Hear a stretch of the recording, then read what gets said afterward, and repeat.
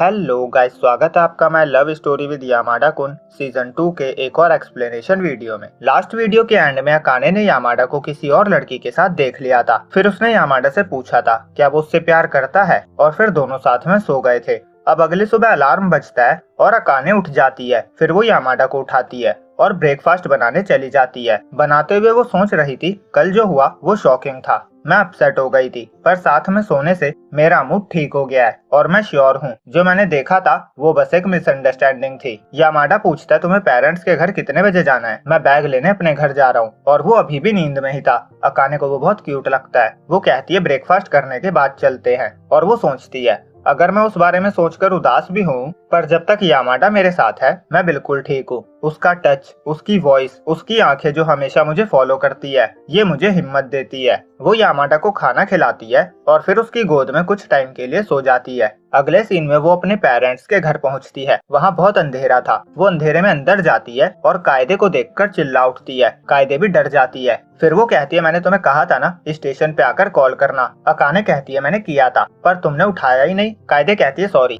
मैं अपने बीएफ से लंबी बात करने के बाद फोन चार्ज में लगाना भूल गई थी। अकाने पूछती है मॉम और कोतारो कहाँ है? कायदे बताती है वो ग्रोसरी स्टोर गए हैं तुम्हारे आने की खुशी में अच्छा खाना लेने और वो कुछ डॉक्यूमेंट्स लेकर बैठी थी। अकाने कहती है तुम छुपा क्यों रही हो? और उनके बीच छीना झपटी हो जाती है और फाइनली अकाने के हाथ में डॉक्यूमेंट आ ही जाता है। उसमें लाइफ इंश्योरेंस के कागज थे। कायदे कहती है तुम जो सोच रही हो ये वो नहीं है। वो कहती है मॉम अभी ठीक है, वो अचानक से गिर गई थी और मैं बहुत घबरा गई थी। फिर उन्होंने ये पेपर्स रेडी करवाए इन केस उन्हें दोबारा कुछ हो न जाए इसलिए। अकाने कहती है मुझे गिरने के बारे में नहीं पता था, मुझे बस पता था उनकी थोड़ी तबीयत खराब है। कायदे कहती है जब वो उठी थी तो उन्होंने तुम्हें बताने से मना कर दिया था। वो तुम्हें चिंता में नहीं डालना चाहती थी। अकाने कहती है क्या तुम मुझसे गुस्सा हो क्योंकि मैं यहाँ नहीं थी? कायदे कहती है वो अचानक से गिरी, तब मैं यहाँ अकेली थी, मैं बहुत डर गई थी। आई विश तुम मेरे साथ होती, अगर तुम होती तो मैं ठीक होती। दोनों हक करते हैं और अकाने सॉरी कहती है। अगले सीन में मॉम और कायदे का बॉयफ्रेंड दाइची बातें कर रहे थे और अकाने बर्तन धोते हुए सोच रही थी मुझे कायदे के लिए यहाँ होना चाहिए था। वो उसका मूड ठीक करने के लिए कुछ चीजें करती है, जैसे कायदे और कोतारू को आइसक्रीम खिलाने लेके जाती है।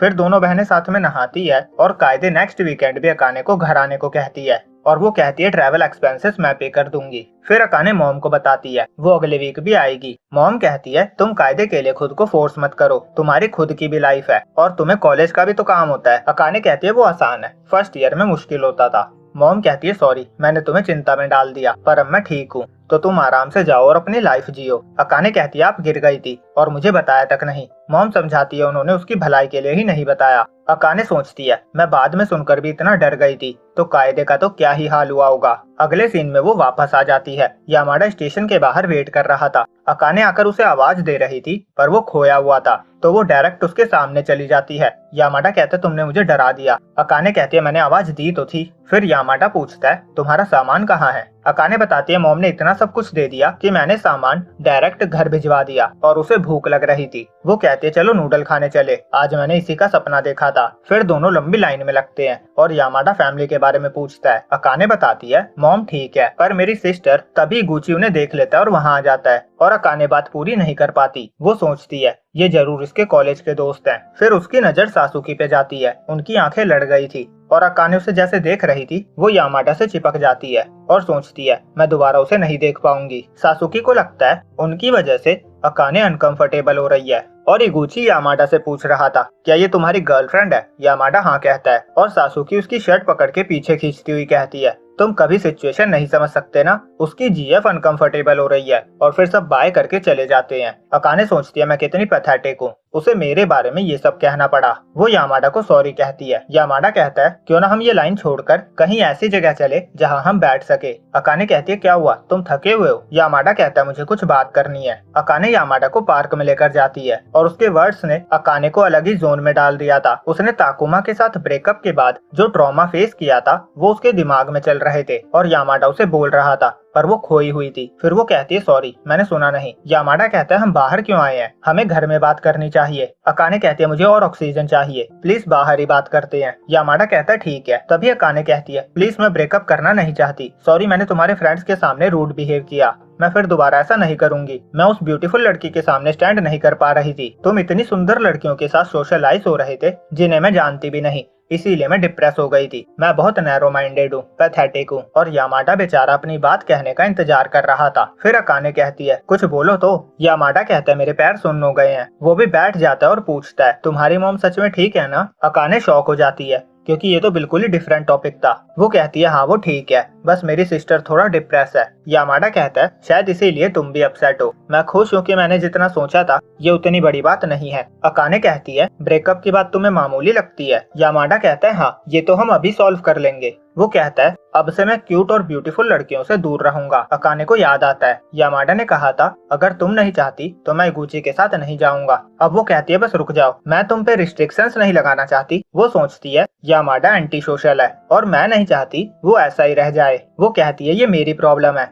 तुम्हें खुद को रोकने की कोई जरूरत नहीं है। और वो एक रिक्वेस्ट भी करती है। वो बताती है वो कुछ दिन अपने पेरेंट्स के पास जा रही है तो वो गेम में डेट कंटिन्यू करेंगे। दूसरी तरफ इगुची सासुकी और दूसरी लड़कियों के साथ रेस्टोरेंट में था और वो कह रहा था मुझे तो बिलीव नहीं हो रहा यामाडा की भी गर्लफ्रेंड है। उसे ऐसा लगता था क्योंकि यामाडा हमेशा चुप रहता था। सासुकी कहती है उसकी जीएफ मुझे अलग ही तरीके से देख रही थी, वो मेरे अगेंस्ट थी। इगुची कहता है ये नॉर्मल है, सभी लड़कियां अपने बॉयफ्रेंड के लिए ऐसा ही करती है। सासुकी कहती है नहीं, मैं अपने बॉयफ्रेंड के सामने कभी वैसे नहीं कर सकती। और वो सोशल मीडिया पे अपना ही नाम सर्च कर रही थी। इगुची देख लेता है। सासुकी एम्बैरेस हो जाती है। अगले सीन में अकाने पेरेंट्स के घर पे थी और गेम खेल रही थी। वो ईटा को सब कुछ बता देती है। ईटा कहता है मैं समझा यामाडा इतना टाइम गेम में क्यों बिताने लगा है। अकाने बताती है यामाडा ने कॉलेज की वजह से गेम खेलना बंद कर दिया था, इसीलिए पहले वो पूछने में हेजिटेट कर रही थी पर फिर उसने हिम्मत करके बोल दिया और इस तरह वो गेम में डेट कंटिन्यू कर रहे हैं। वो ये भी बताती है कि कैसे एक लड़की की वजह से वो जेलिस हो गई थी और उसे लग रहा था ब्रेकअप हो जाएगा।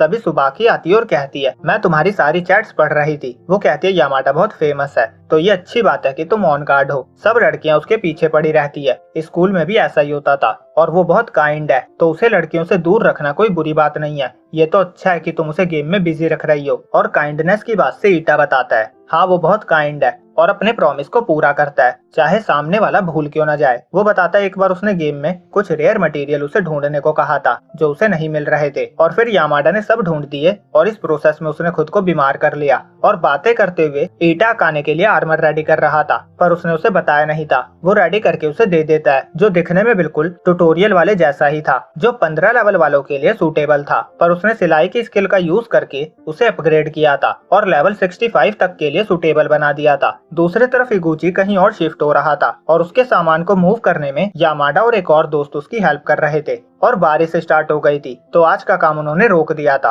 अब इगुची यामाडा को अपने ट्रक से छोड़ने जाता है और बताता है वो अपने रिसर्च रूम में बारबेक्यू करने वाला है और वो उसे भी इनवाइट करता है। यामाडा पूछता है सासुकी सेनपाई भी आएगी। इगुची हाँ कहता है और यामाडा आने से मना कर देता है। इगुची कहता है कोई प्रॉब्लम है क्या, वो बुरी लड़की नहीं है। यामाडा कहता है वो बात नहीं है और इगुची को याद आता है सासुकी ने कहा था उसकी जीएफ मेरे अगेंस्ट थी और वो कहता है तुम्हारी गर्लफ्रेंड की वजह से। यामाडा उसकी बात पूरी भी नहीं होने देता, वो पहले ही मना कर देता है। अब घर पे आकर वो थका हुआ फील कर रहा था। वो सोचता है शायद सामान शिफ्ट करने की वजह से ऐसा हो रहा है और अब रात के 9 बज गए थे। उसके फोन का अलार्म बजता है, गेम में डेट का टाइम हो गया है। वो लॉग इन करता है और यहीं पे ये एपिसोड एंड होता है। तो वीडियो अच्छी लगी हो तो लाइक और चैनल को सब्सक्राइब करना ना भूले।